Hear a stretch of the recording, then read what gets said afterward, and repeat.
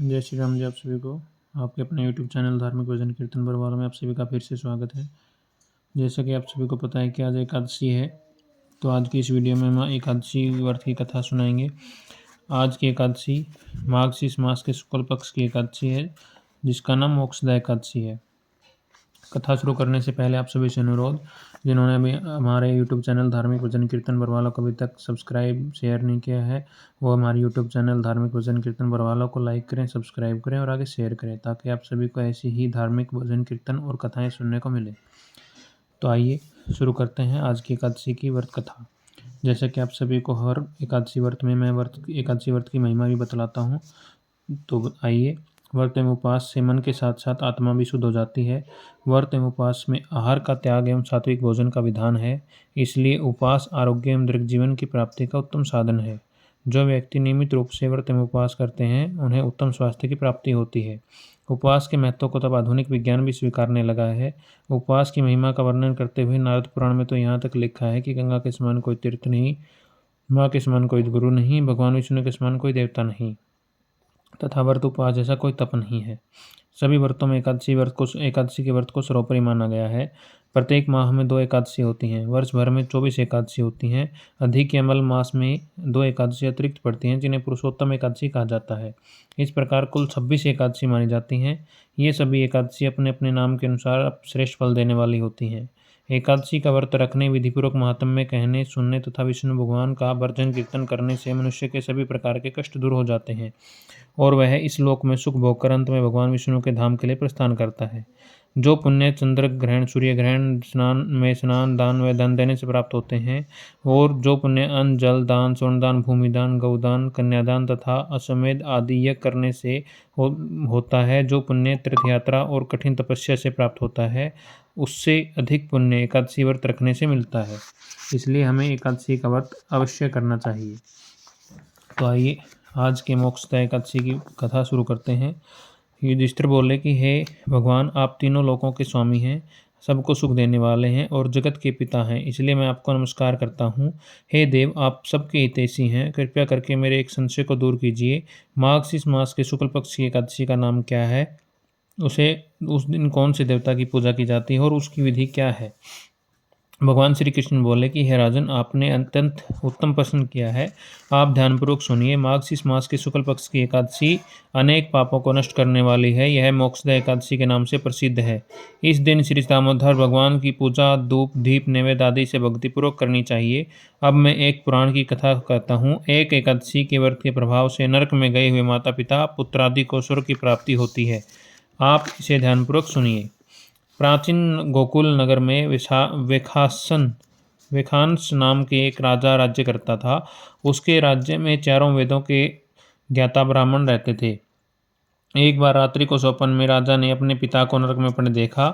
उसको स्वप्न में यह देखकर बड़ा आश्चर्य हुआ और प्रातःकाल होते ही वह ब्राह्मणों के सामने अपने स्वप्न की कथा कहने लगा।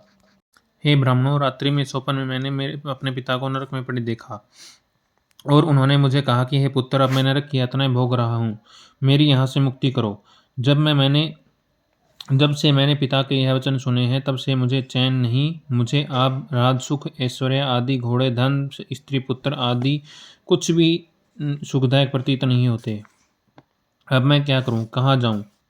इस दुख के कारण मेरा शरीर तप रहा है। आप लोग मुझे इस प्रकार का तप दान व्रत आदि बतलाएं, जिससे मेरे पिता की नरक से मुक्ति हो जाए।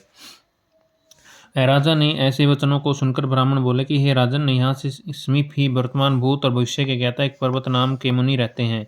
ये आप यह सब बातें उनसे जाकर पूछ लीजिए, वे आपको इस दुख के निवारण की विधि अवश्य बता देंगे।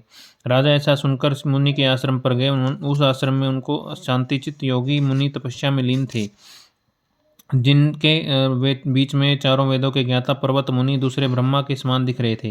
राजा ने जाकर उनको साष्टांग प्रणाम किया। पर्वत मुनि ने उनसे कुशल क्षेम पूछी। तब राजा बोले कि हे देवर्षि, आपकी कृपा से मेरे राज्य में सब कुशल हैं, परंतु अचानक एक स्वप्न की वजह से मेरा मन अशांत हो गया है। आप कृपया करके मेरे इस संशय को दूर कीजिए। ऐसा सुनकर पर्वत मुनि ने क्षण के लिए नेत्र बंद कर लिए और भूत भविष्य का विचार करने लगे। फिर बोले कि हे राजन, मैंने योग बल के द्वारा तुम्हारे पिता के समस्त कुकर्मों का ज्ञान प्राप्त कर लिया है। उन्होंने पूर्वजन्म में कामातुर होकर सोत के कहने पर अपनी दूसरी रानी को ऋतुदान मांगने पर भी नहीं दिया। उसी पाप कर्म के फल से तुम्हारे पिता को नरक भोगना पड़ा। तब राजा बोला कि हे मुनिश्रेष्ठ, मेरे पिताजी के उद्धार हेतु आप मुझ कोई उपाय बताएं। तब पर्वत मुनि बोले कि हे राजन, माघशीष मास के शुक्ल पक्ष में जो एकादशी होती है, उस एकादशी को आप उपवास करें और उपवास के पुण्य को अपने पिता के लिए संकल्प करके छोड़ दें। उस एकादशी के पुण्य से प्रभाव से अवश्य ही आपके पिता की नरक से मुक्ति हो जाएगी। पर्वत मुनि के वचनों को सुनकर राजा अपने महल में आए और कुटुंब सहित मोक्षदा एकादशी का उपवास किया। उस उपवास के पुण्य को राजा ने अपने पिता की मुक्ति हेतु संकल्प देकर छोड़ दिया। उस पुण्य के प्रभाव से राजा के पिता को मुक्ति मिली और वह स्वर्ग में जाते हुए अपने पुत्र से बोला कि हे पुत्र, तेरा कल्याण हो। ऐसा कहकर वे स्वर्ग को चले गए। माघशीष मास के शुक्ल पक्ष की मोक्षदा एकादशी का जो भक्त जन व्रत करते हैं, उनके समस्त पाप नष्ट हो जाते हैं और अंत में स्वर्गलोक को जाते हैं। इस व्रत के से बढ़कर मोक्ष देने वाला संसार में दूसरा कोई व्रत नहीं। इस कथा को सुनने व पढ़ने से वाजपेय यज्ञ का फल मिलता है। इसलिए हमें मोक्षदा एकादशी का व्रत अवश्य ही करना चाहिए। आज की एकादशी मोक्षदा एकादशी की कथा यहीं पर समाप्त होती है। तो आइए एकादशी माता की आरती करते हैं।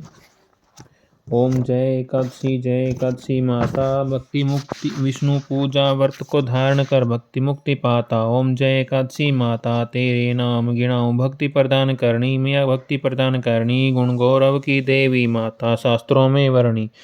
ओम जय एकादशी माता, माघशीष के कृष्ण पक्ष में उत्पन्ना विश्वतारिणी जन्मी, मिया विश्वतारिणी जन्मी, शुक्ल पक्ष में होए मोक्षदा मुक्तिदाता बन आई। ओम जय एकादशी माता, मिया जय एकादशी माता, पो मास के कृष्ण पक्ष की सफला नाम कहे, मिया सफला नाम कहे, शुक्ल पक्ष में होए पुत्र दा आनंद अधिक रहे। ओम जय एकादशी माता, मिया जय एकादशी माता, नाम सेठ तिला माघ मास में कृष्ण पक्ष आवे, मिया कृष्ण पक्ष आवे, शुक्ल पक्ष में जया कहावे, विजय सदा पावे। ओम जय एकादशी माता, मिया जय एकादशी माता,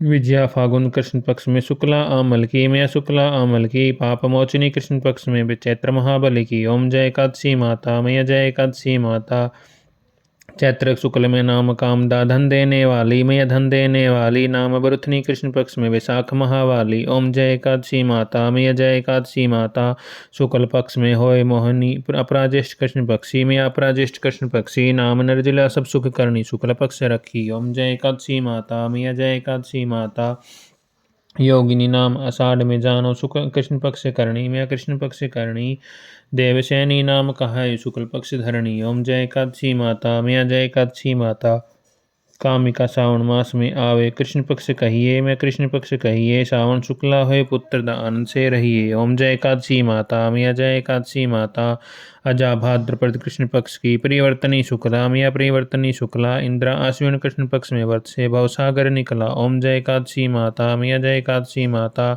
पाप कुंसा है शुक्ल पक्ष में पाप हरण हारी, मैं पाप हरण हारी, रमा मास कार्तिक में आवे सुखदायक भारी। ओम जय एकादशी माता, मैं जय एकादशी माता, देवोत्थानी शुक्ल पक्ष की दुखनाशक मैया, मिया दुखनाशक मैया, लौंग मास की करो विनती पार करो नैया। ओम जय एकादशी माता, मिया जय एकादशी माता, शुक्ल लौंद में होय परिधनी दुख दरिद्र हरणी, मिया दुख दरिद्र हरणी, परमा कृष्ण पक्ष में होती जनमंगल करणी। ओम जय एकादशी माता, मिया जय एकादशी माता, जो कोई आरती एकादशी की भक्ति सहित गावे, मिया प्रेम सहित गावे, जन सामान्य स्वर्ग का वासा निश्चय है पावे। ओम जय एकादशी माता, मिया जय एकादशी माता, बोले एकादशी माता की जय हो, विष्णु भगवान की जय हो, बाबा श्याम की जय हो।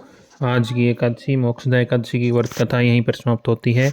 आप सभी को कथा कैसी लगी कमेंट करके ज़रूर बताएं, और कथा में अगर कोई त्रुटि रह गई है तो कमेंट अवश्य करके ज़रूर बताएं, ताकि आगे की वीडियो में हम आप सभी को लिए और अच्छी वीडियो बनाकर दे सकें। तो आप सभी से को कथा कैसे लगी ज़रूर बताएं। आप एकादशी माता सभी का कल्याण करें, बाबा श्याम सभी पर अपनी कृपा बनाए रखें और सभी का कल्याण करें। जय एकादशी माता की, जय श्री श्याम, जय विष्णु भगवान।